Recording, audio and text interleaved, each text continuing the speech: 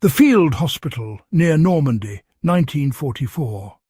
Artillery thundered outside, but inside, Corporal Evans fought a quieter, deadlier battle. Under a dim lantern, Evans worked on a 19-year-old private, blood pouring from a shrapnel wound in his thigh. Antibiotics were scarce. Penicillin was a distant hope. Survival depended on skill and speed. Evans called for gauze and water, his hands steady as he reassured the terrified soldier. Infection was the real enemy, bacteria from soil and debris already inside the wound. Evans had to remove every trace of contamination, knowing a single missed speck could mean death. This was no gentle procedure. It was aggressive, painful, and absolutely necessary. The boy's eyes searched the shadows for hope as Evans prepared his instruments. In these moments, time was a predator. Every second counted. The corporal's forceps glinted in the lantern light.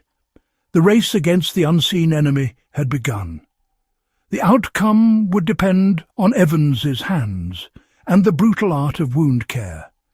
The battle for life was fought not just with bullets, but with gauze and grit. For many, this was the only chance to see home again. The real war was microscopic, waged in flesh and blood. In this tent, hope and pain were inseparable. Imagine a world where a deep cut could kill you. In the early 1940s, infection was the deadliest threat for wounded soldiers. Modern weapons created wounds perfect for bacteria, dirt and fabric driven deep into flesh. Without penicillin, medics relied on sulfur drugs and physical cleaning, but these were often not enough. Gas, gangrene and sepsis spread fast. Amputation was sometimes the only hope.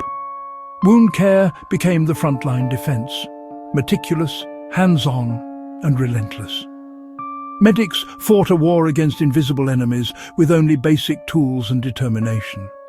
Their main weapon cleaning and packing wounds to prevent infection from taking hold. The philosophy was simple: clean wounds heal, dirty wounds kill. This led to the widespread, life-saving use of wound packing. Wound packing meant cleaning a wound, then filling it with sterile gauze. The first goal: stop bleeding by applying pressure deep inside the wound. The second: keep the wound open for drainage, preventing bacteria from thriving in a closed space. Gauze acted as a wick, drawing out pus and contaminants.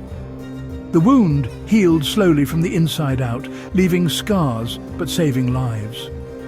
It was a trade-off: pain and scars instead of death or amputation. Medics used what they had: hands, gauze and hard-won knowledge. This desperate technique was grounded in solid medical logic. Packing a wound was brutal but precise. First, medics performed debridement, removing dirt, debris and dead tissue with forceps and scalpels. Once clean, they packed the wound with gauze soaked in saline or antiseptic, filling every crevice. The packing had to be tight enough to stop bleeding, but not so tight it cut off healthy blood flow. Pain was inevitable. Morphine was a luxury. Soldiers bit down on straps, enduring agony for a chance at survival. The packed wound was covered and left for days. Then the process repeated, each change excruciating. Old gauze was pulled away, new packing inserted, until healthy tissue filled the wound. Only then could the wound be stitched closed. This cycle was the difference between life and death. Medics like Desmond Doss and countless others risked everything to save lives. They crawled through gunfire, armed only with gauze and grit. Soldiers endured searing pain, trusting the steady hands and calm voices of their medics. The bond between medic and wounded was forged in agony and hope. Nurses faced the horrors of infection, but celebrated every sign of healing. Each saved limb, each life pulled back from the brink, was a victory. Wound packing was a test of courage for both medic and patient.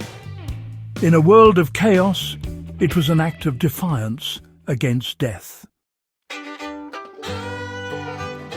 For wounded soldiers, the pain of packing was just the beginning.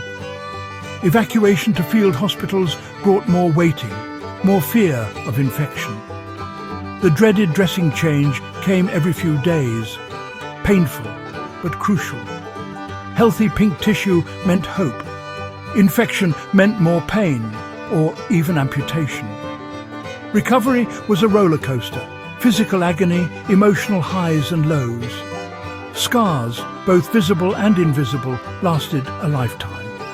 Yet survival was possible thanks to this primitive but effective technique. The pain endured was the price of life before antibiotics. These men returned home, changed but alive. Their survival was a testament to the power of simple, determined care. Today, advanced medicine makes wound packing seem outdated, but the core lesson remains. Clean, well-drained wounds heal best. Modern trauma care still uses variations of this technique, especially in emergencies. The ingenuity and courage of WWII medics laid the foundation for today's medicine. Their story reminds us not to take antibiotics for granted. When the ideal solution isn't available, human skill and determination matter most. The legacy of wound packing is one of resilience, innovation, and hope.